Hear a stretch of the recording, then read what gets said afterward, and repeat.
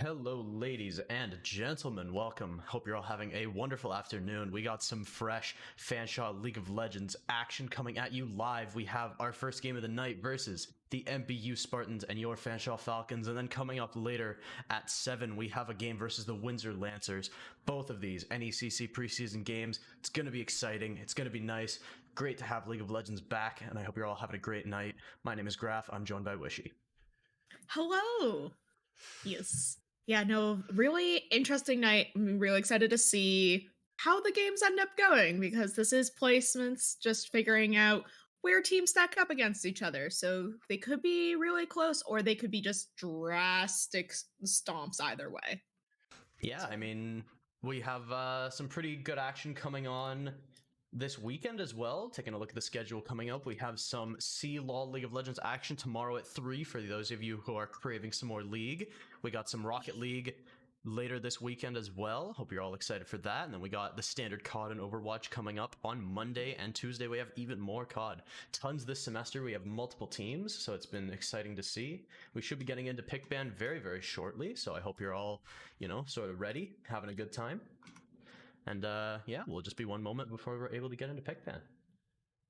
So, Graf, how do you feel about Chemtech Dragon being disabled now? Yes. that is.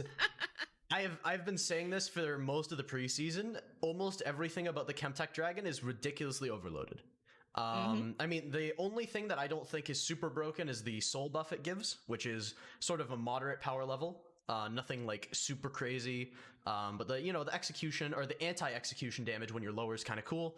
But the map is very difficult to navigate. You have to expend so much money and resources on getting those wards down, or else you're just going to get completely caught flat-footed. And then the soul, don't even get me started on the soul. It is insane. Scion passive with upside is rather strong, so yeah. But with that stated, we also aren't allowing Zeri for the two best of one games. I think Zeri will be allowed tomorrow, actually, so that's going to be something exciting to see, because I do believe Red Luma has been on the Zeri in his personal games. So I'm going to have to learn what that champ does by tomorrow. An evening of study ahead of us. Yeah. But speaking of Red Luma, we've got a really nice little team lined up here. Up in the top lane, we've got Cavell, we've got team captain Sutek in the jungle, we've got Ayan in the mid lane, Red Loom on ADC, and Boone on support. Yeah, and with that, we do have our pick ban underway. MBU will be your blue side, and then Fanshawe will be on the red side. We do see the Swain ban as the first one coming down. I am just wildly distracted by gosh bless Fanshawe saying Fanshawe. Yep. We're here for a good time, and Fanshawe Falcons know how to keep things light and energetic for themselves. Yeah, just small issues. We do see the brand ban coming down from Fanshawe, almost certainly quite targeted towards MBU's sort of supportive, or even possibly the mid laner. I mean, we've seen Brand be pretty dominant since, or not quite dominant, but very potent since the new Leandries since the start of last season, and we see the Vex ban coming in from MBU. Yeah, a lot of the mid lane / support picks really getting targeted out to start things off, just wanting to slow down those potential big swings that the mid and bot lane can bring in. Yeah, we're gonna see a Fizz ban. Yeah, I'm really surprised by the Hecarim ban, honestly. Yeah. I feel like if you've scouted a Fanshawe at all, Sutek only plays Hecarim if he's really aggressively forced to. Yeah, I think Sutek usually only plays Hecarim if the rest of his champ pool is sort of eliminated from the equation. He's big on the Kayn. I mean, it's probably his favorite pick for sure. But yeah, first pick of the draft is going to be the ADC pick for MBU. They're going to go with the Caitlyn pick. Definitely a little ballsy picking that so early in the draft by itself. It's a little weird to see. And can really show a lot of what they're intending to do with this draft. Like, they want a strong bot line, and so they're going to be playing around that, so that way Caitlyn in the mid game is going to get to rotate through. and get those towers. So, Oh boy, it's the Sutek Viego special. ooh. Sutek on Viego is extremely potent. Yeah, does a lot of work. He's not afraid to first pick his junglers and even some of the more junglers that maybe you like, oh, maybe we'll see what the other team has. Nah, goes hard in. And it's the jungle ADC special where Red Loom is like, well, if Zeri's not available yet, I'll just play Kindred ADC. Yeah, I mean, Red Luma making a pick that we normally don't see in the ADC role works super, super well. I mean, Kindred's early burst is so high, and the ability to really snowball with a more aggressive support and then get those sort of mark of the Kindred stacks is super, super dangerous, especially in a snowball like in a comp with a Viego, which scales very, very nicely with a myriad of different items. And then we see the J4 coming down here as the sort of counter to Viego. Yeah, there'll be a lot of ganks in our game here today. A lot of action guaranteed. If this is a slow early game, I will find a hat to eat. But Yeah, we're gonna see the Leona pick up to sort of guard this Caitlyn. I am a little hesitant to see Leona so early. I think you could definitely hold that a little bit longer because I don't feel like you're super scared of all the supports getting banned out, but you have no information on this enemy bot lane besides the Kindred. I wouldn't be surprised to see something like even a Nautilus or maybe even a Morgana from Fanshawe here. We're going to see the Janna, though, in the sort of vein of more sort of defensive support options. yeah, Boone does love playing more traditionally supportive supports when he gets the opportunity to. And getting to play that Janna into the Leona and just getting those those tornadoes as Leona tries to go in is one of the most satisfying things I've done as a support player. So, yeah, Janna definitely a great sort of peel option. There's a lot of banter being exchanged in the in-game lobby while these teams pick man. So you know they're having a good time. Not quite the regular season yet. You know, having a good time, making sure. You know, just getting some sort of strategies, getting some practice through. These aren't the sort of biggest matches you'll play all season, so why not have a good time during them? and you know what? You might never even come across this team again in your tenure in the league. You could be put into different brackets on the same level.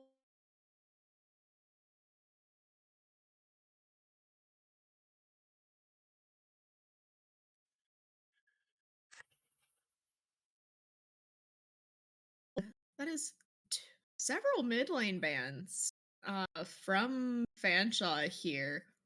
What do you think Aiden wants to bring to the field that he doesn't want to deal with a Fizz or a Malzahar? I think both of those champions usually fare pretty well into either other assassins or more control mage style. But yeah, it's definitely a peculiar set of bans for sure. We're going to see the TF go down. That was actually a really great idea. That is actually a champion that gets hard countered by both Fizz and Malzahar. So that was maybe what they were looking for there. It's going to be interesting to see if they'll do it now or if they'll hold it and give counterpick to Cavell. Yeah, both teams have set themselves up for keeping mid and top lane for the second round. So interesting to see what they will bring forward to this. And it looks like it is the more controlling mid lane getting 8 Yen on Oriana. Yeah, I mean, Oriana's also a pretty safe champion to pick blind into a pretty good number of matchups, so not super surprised to see that as the sort of blind option here for Fanshawe. Definitely, I mean, when Cavell's your strongest player ranked-wise and, you know, being insane at top lane, you want to give him as many resources as possible to do what he does best. Yeah, I am very excited to see what Cavell will bring on this. Being given that last pick, it is a lot of eggs being put in your basket. So, and excited to see the Echo. Echoes can often roam to devastating effect. So, excited to see how that plays out. If Echo will just, stay in the lane with Oriana, or if Echo will live in bot lane the moment he can clear a wave.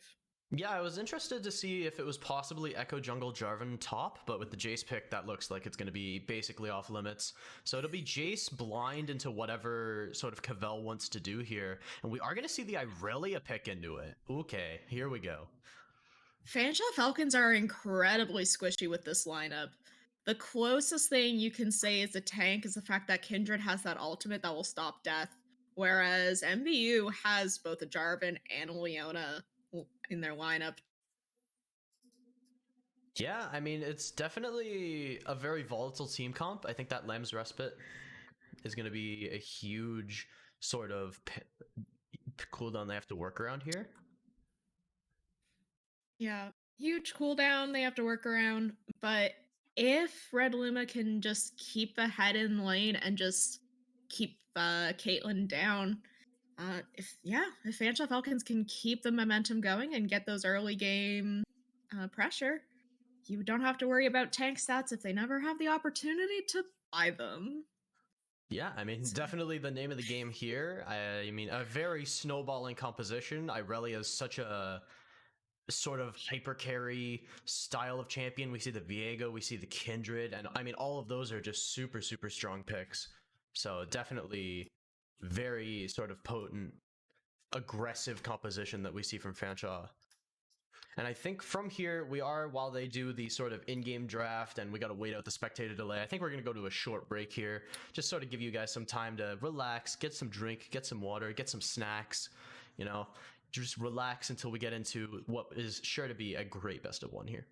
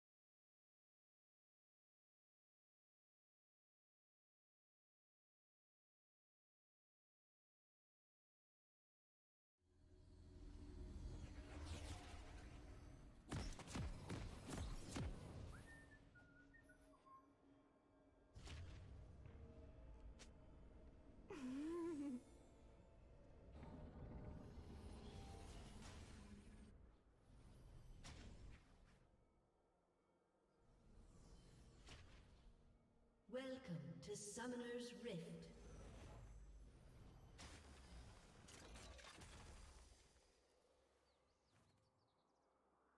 Seconds until minions spawn.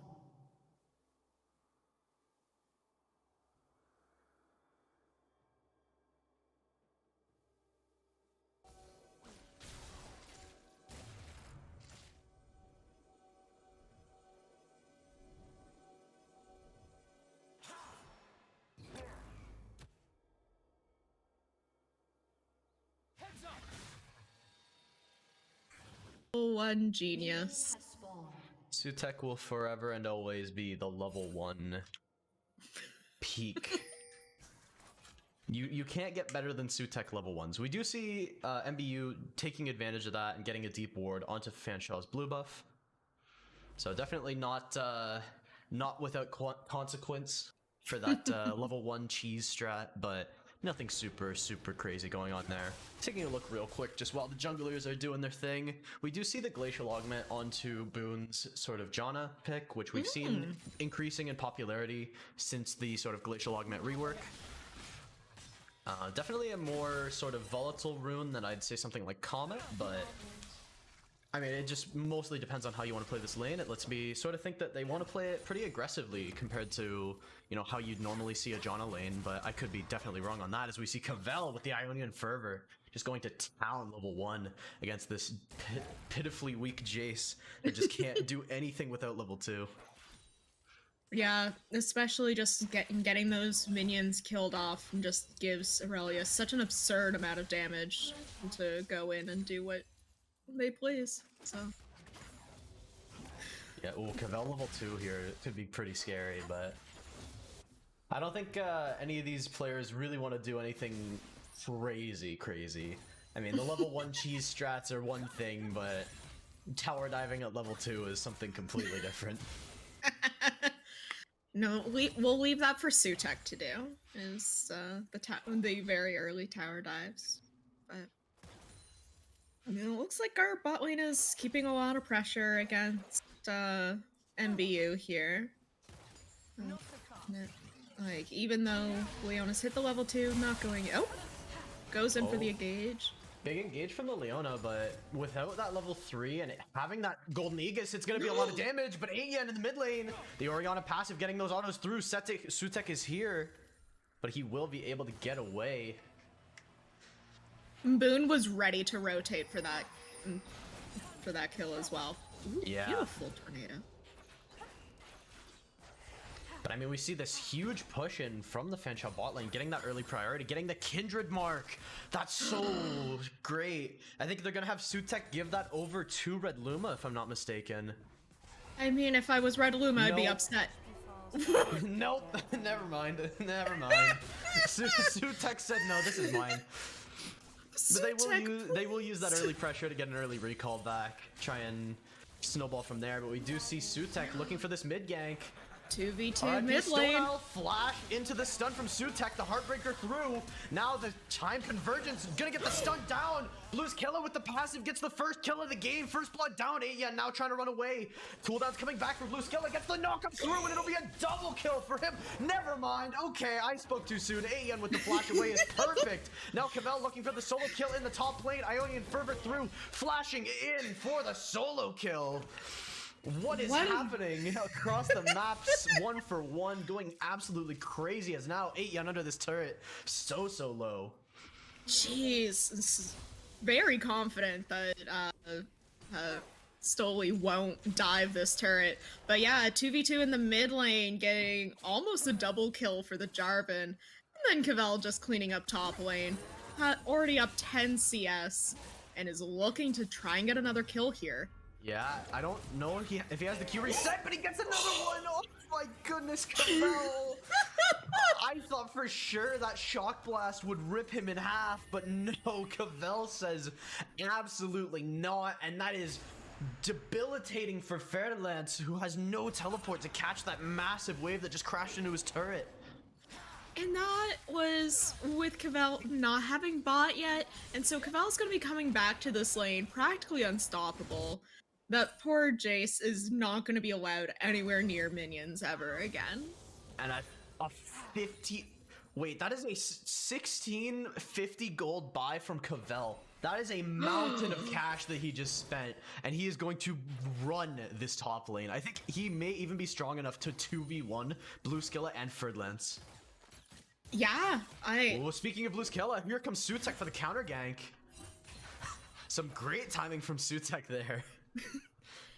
Yeah, junglers have each other's numbers, even with the weaker scuttle crabs. Just somehow these junglers both have their numbers. Great stun from Stoli! Shockwave through! Can he get the follow-up kill? 2 turret shots now! Ayan may look for and hunt for this kill, but the dash in from Stoli! Blinking through the command move, and he gets the solo kill mid lane without the chrono break having to be expended there. Poor 8yen just got a bit too greedy there. Was really thinking he could get that kill, maybe land those autos, but that dash really cemented poor 8yen's fate. And now this is going to be a bit of a rough lane for 8yen. We'll have to focus more on clearing than on fighting. Yeah, we see the Hextech Alternator from Stoli here. A pretty big pickup, especially with just how much burst damage it can add to an already very strong early game champion. So it's going to be very difficult from this position for 8yen to make his way back into this game. May have to scale up and wait for his teammates, but Cavell has the stun still available, gets the Q reset here, and this is a dead Ferdlance for sure. The Q just has to come off cooldown, and there he goes. Meanwhile, in the mid lane, Stoli looking to make up that deficit by his top laner, trying to get some damage onto 8yen there. But a huge play from Cavell. I mean, that was just nice Irelia gameplay. I can't even say anything about that. Also, just Aurelia picking up that Vamp Scepter so early mitigates so much poke that Jace could get. Ooh, Sutek. Sutek, you are in trouble, good sir. This Jarvan has a lot of damage, and in comes Ferdlance. Will he be able to affect the fight? The Shockwave will hit, but Sutek just barely loses the fight still.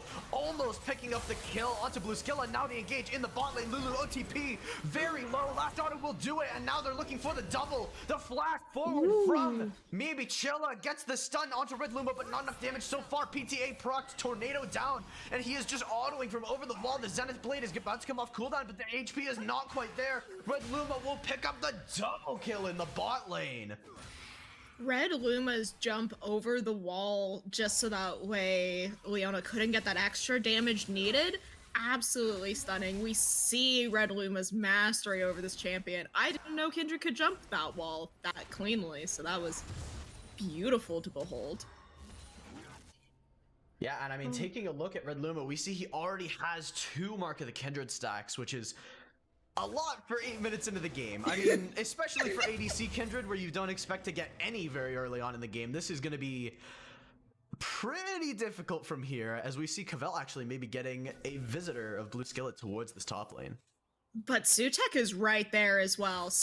They have each other's numbers. Oh, meanwhile, Cavell making a look something happen. Sutek on the way here has the Heartbreaker available, as they're going to be fighting it out in the Jarvan pit. Heartbreaker through. Can he hit the damage? Yes, he does with the stun. Sutek just barely able to edge out that one-on-one versus Blueskilla.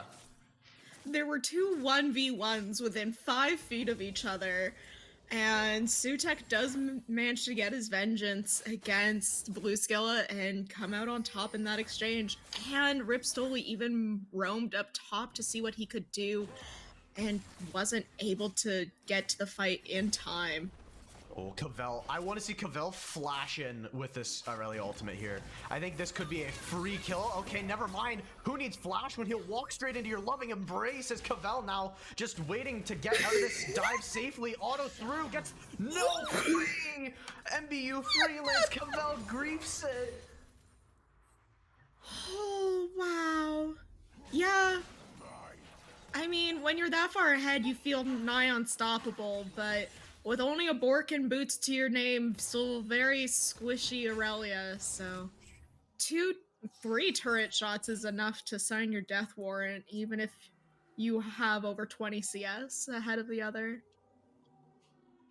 Yeah, I mean, that was prime sort of Cavell thinking he can do anything. I mean, if you get the 1-for-1 there, I don't even think it's worth it. I think you hand over the 650 shutdown to Ferdlance, and maybe he loses the wave, sure, but definitely not exactly where I would have expected Cavell to be in that situation. I thought for sure the initial flash to get further away from the turret was the play there, but possibly just not wanting to use that flash, wanting to try and keep it to save his own shutdown. Ooh, 8 yen here though. 8 yen Cataclysm rotating for toward. Oh, sorry. Yeah. I don't know. I was just saying, yeah, 8 yen going towards strong side of having almost his entire team on the dragon, making sure that he doesn't get picked off by Blue Skill and Echo. And that is first dragon of the game of the Infernal Jerk going to our Fanshawe Falcons. Yeah, and it will be next either... Oh, I believe... Chemtech Soul doesn't exist, so the glitched one that's still... Oh, never mind, I'll talk about that in a moment. Cavell. That was so clean. Getting a ton of damage through and leaving that Q up to dash to a minion away. As now, I mean, just completely forcing Fairlands out from under his turret and hunting him in the jungle as well. Oh, but Echo there is a lot of movement towards the top side of the map now, so maybe they're trying to see if they can throw multiple people at the problem. Yeah, but a ton of CC coming down onto 8 yen. The Golden Aegis is through. The Shockwave will find 2, but can he get out alive? The Monsoon from Boone is perfect as a 2-man knockup. Now Sutek on the hunt, looking for more. A Cavell in the top lane, just looking for this solo kill. Gets that through. The Heartbreaker from Sutek will pick up the kill on Meepy Chilla. In the bot lane, where Luma picks up a solo kill. There's just fights everywhere. Sutek with this Heartbreaker reset, not able to pick up the kill onto Stony so far, but the flash order from Boone will not be enough. Now the Cataclysm from Blue Skilla in the top lane will be met with Cavell's knives, and that is a huge win for Fanshawe across the map. Did any one of the Fanshawe Falcons die in that minute of carnage? I believe 8 yen died mid, I want to say? No, 8 yen didn't. He's still Did he 0, not? 1, and 1. Oh 8 my yen didn't even die there goodness. because of Boone's beautiful save there. So God. that was fights in every single lane, all in Fanshawe's favor. It is 10-4 for Fanshawe now, and that is a swing you don't want to deal with as MBU. Oh, here comes Sutek. Doesn't have the Heartbreaker available, but has the flash to his name. And Ferdinand's going into the alcove, trying to get some damage onto Cavell, trying to pick up the kill. And he will. Can he get the second? Gets the Triumph healing. Sutek looking for this kill. Flash in with the double auto. He will pick it up, but the trade kill from Ferdinand was very nice. Cavell greeting that flash a little bit, maybe. Yeah, Ferdinand's getting a lot of value off of Cavell. Cavell just choosing the right times to reset the gold. He just wants to farm Jace, and you can't farm him well if he doesn't have any gold to his name. So he's just strategically feeding. Strategically ending. True. Yeah. True. Yeah, and I mean, a great use of that Rift Herald towards the middle of the map. Not going to pick up a turret, but 2 plates are a great consolation prize there, but from this position, it's looking very bad for MBU. They're down a pretty significant sum of gold, especially when you have this sort of earlier game composition that doesn't have as big of a late game win con as Fanshawe does with this sort of kindred hyperscaling with the Irelia. It's going to be pretty difficult into the later stages of this game. Yeah, if MBU can hold out for long enough to get tanky, but Aurelia will just be a menace. So, I don't have high hopes for MBU here. Oh, great flash and pushback from Ferdinand.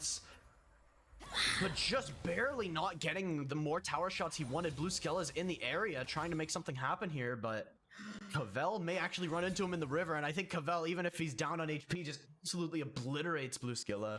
But it looks like both of them will just take their leave as the teleports are now unlocked, unleashed even.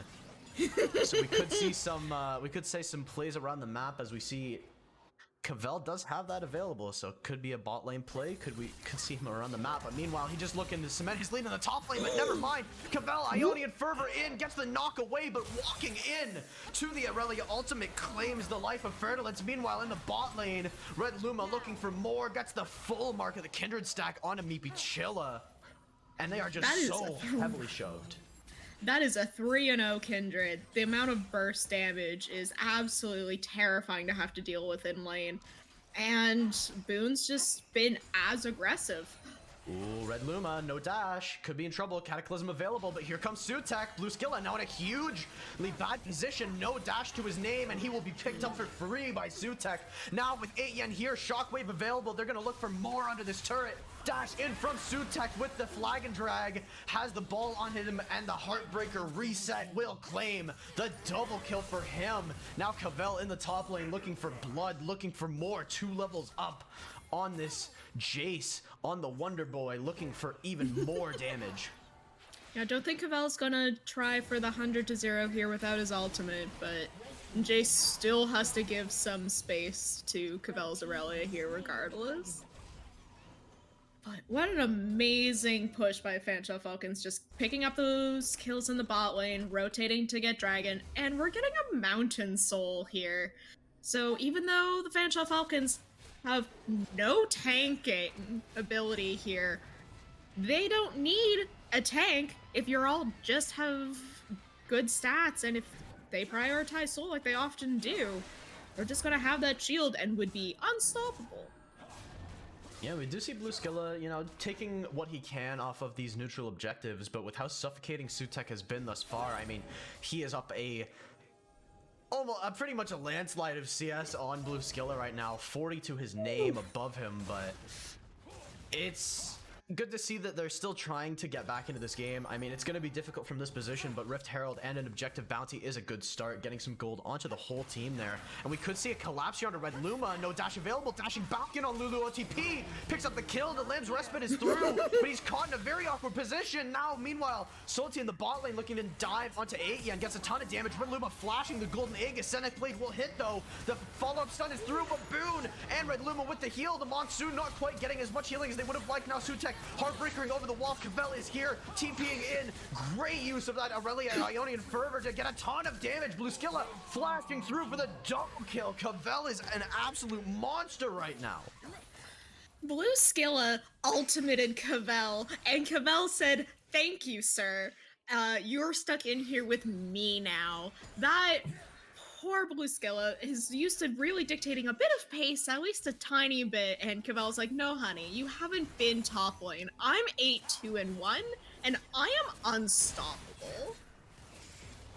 Yeah, I mean, this is the Cavell experience right now. I mean, Sutek and him are just running this map, and as I say that, Cavell looking for more. Zenith Blade from BP Chilla will land. Cavell on 0 mana, but the flash in from Sutek will claim Lulu OTP, and now they're looking for more. They may look to make their exodus now. Sutek with the Heartbreaker reset isn't able to get it off. Zenith Blade will stop him from getting out there, and the shutdown goes through. And that is what I call the Sutek.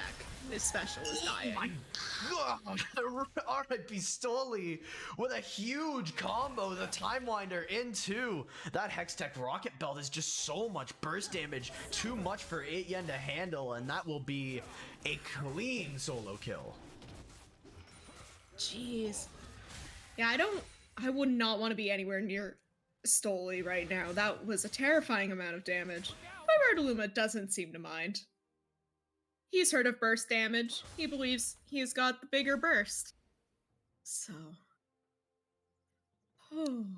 Yeah, so Blue Skill has his Eye of the Herald here, ready to put down Shelly.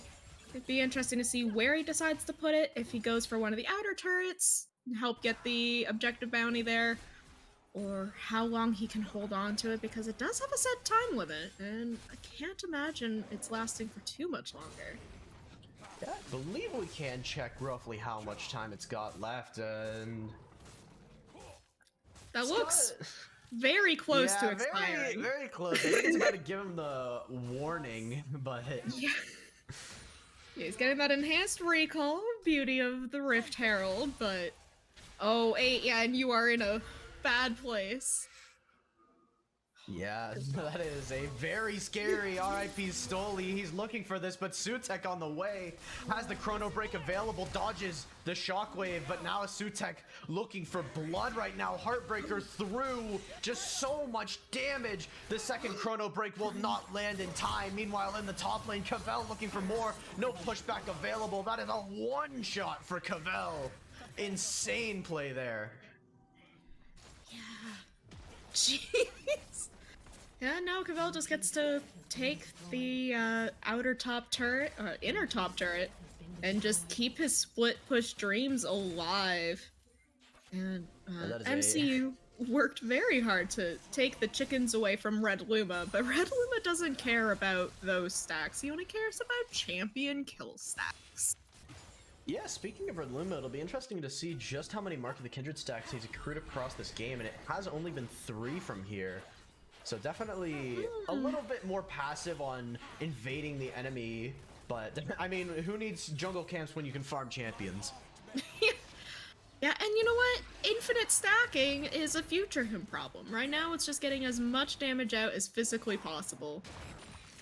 And that was a rather poor use of the second Rift Herald there. Yeah, Shelly was very sad. Sutek isn't even at the dragon, and Fanshawe Falcons picked up their 3rd dragon of the game. They are on soul point.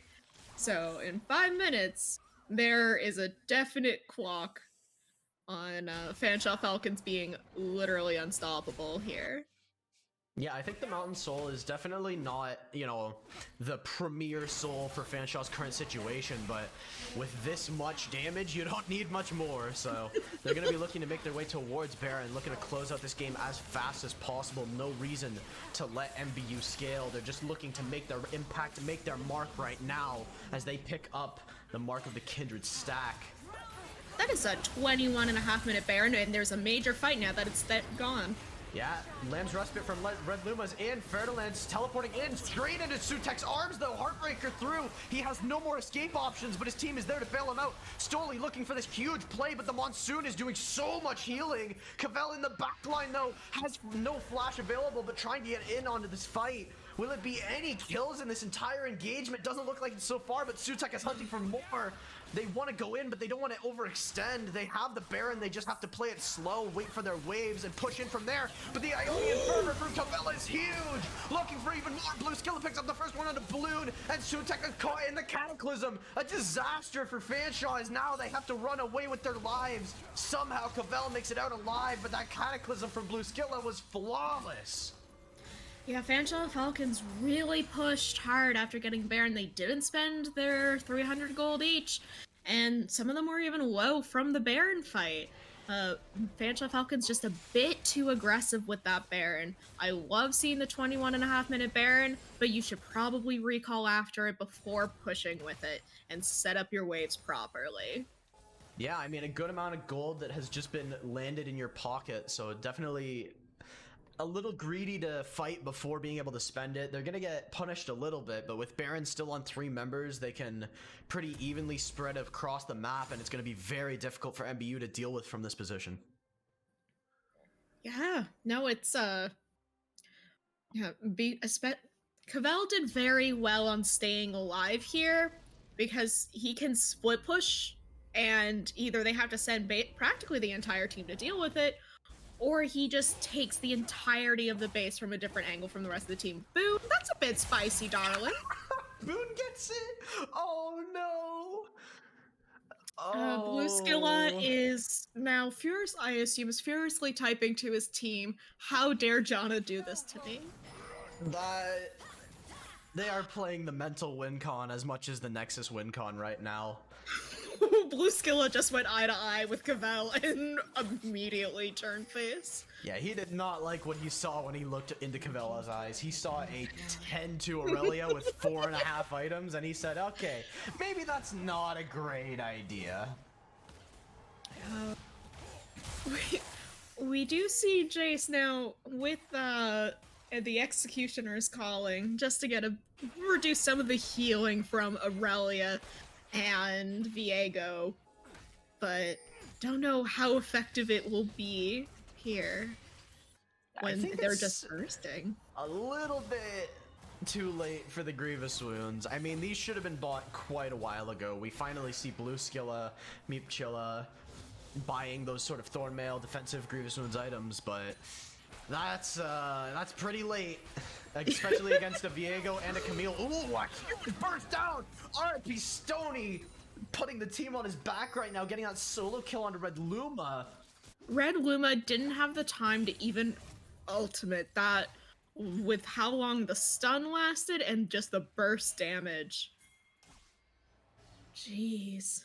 And now Ian kind of has to back off a bit. Doesn't want to be anywhere near that monster echo he created. Yeah, I mean, wait, yeah, playing with fire a little bit at the moment, but I think for now, Fanshawe is just looking to pick up this this fourth dragon for the soul, get a clean sweep of the dragons, and then really look to push their advantage from there. They didn't get as much off of that Baron power play as I really would have hoped for, but I mean, I think they're definitely still very heavily in the driver's seat of this game right now. They're still 8.5k ahead. That is still enough to really be menacing. No, Cavell. Oh no. Going in with the Ionian Fervor. Lulu OTP never stood a chance. Now Fairland's trying to get as much damage down as possible. Dropping aggro from the turret. The stun is through. And Blue Skilla is here as well. But with all that temperature, all that attention expended on Cavell, on the other side of the map, the Dragon Soul has been claimed by Fanshawe. That was the hero sacrifice by Cavell to guarantee no one would be at that dragon. Boone in a little bit of trouble, but I think he's just fine at the moment. I mean, he has his entire squad backing him up. But yeah, I mean, I think Cavell could have played a little more passively there, but you know, who am I to judge Cavell, you know? But I mean, I think, I don't think he expected quite that many people to show up. But yeah, I mean, it was a great play overall, a little aggressive. I think he could have just forced taking the turret, and that would have forced enough attention over, unless he doesn't trust Sutek to 50-50 the dragons, which, I mean, if you're doing that, you obviously don't know who Sutek is. Sutek is the 50-50 god. The moment they changed the rules so that way it was even regardless of level, except for very specific level breaks, they buffed Sutek. Like, that one change buffed Sutek more than basically anything else Riot's done. Because Sutek is the 50-50 god. And so I understand Blue Skilla not wanting to try to compete with that, but giving Fanshawe Falcons the soul still feels like the wrong answer has here. The shockwave? Oh, I want to see the big shockwave. 8 yen, come on, give it to us. Come on. Definitely overextending there, for certain. Ooh, there's the shockwave down onto Lulu OTP. Not quite gonna claim the kill, but some very low health bars. Now Boone flashing away from RIP Stoli, but the Baron is just melted by Cavell and Red Luma right now. They are gonna pick it up for free. Now they look to turn onto the rest of the team. A huge 5-man knockup from Blue Skilla. But to what end? The Cataclysm will keep them locked in there for a moment, but now Cavell is unleashed. The trap will pick him up, but flashing in with the Irelia ultimate is just too much damage. A full build almost. Cavell is just unstoppable. Cavell doesn't care about turret aggro. He's just taking this turret, killing some minions, healing up. As we said, he is getting a little low. Cavell, okay. Chill, Cavell. He almost... Oh, Stoli, though, actually has a... Okay, never mind. Okay, never mind. I thought for sure almost got a double kill there, but wasn't quite able to smash that alt button fast enough, and so just died. And this looks to be the nail in the coffin for MCU here. Fanshawe Falcons with their second Baron at 29 minutes and Dragon Soul. Yeah, I mean, the Lamb's Respite will not save Red Luma when he gets pushed straight out of it. And it's just the death march from here. Fanshawe will take these last few kills. They will take the Nexus, and they will take the victory in this best-of-1 series.